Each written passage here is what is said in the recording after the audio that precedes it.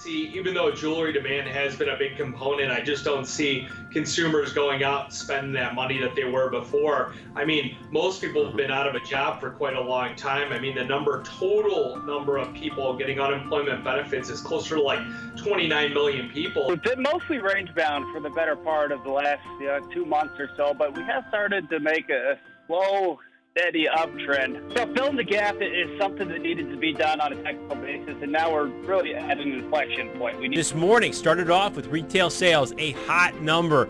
May month over month was much better than April. But you know what? Year over year, it still was down 6%. We had 4-star support listed as 857 to 861 and a quarter.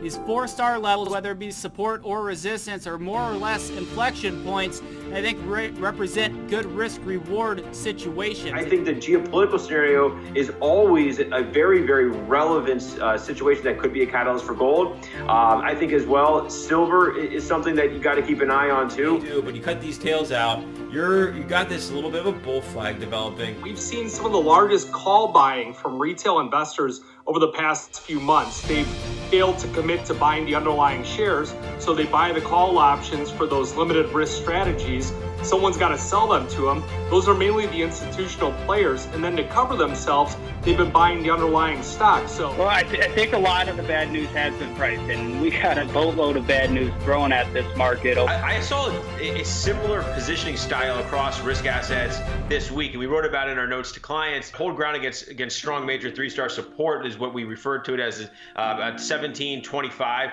It's battled at that level all week, and a good finish to the week is going to be constructive.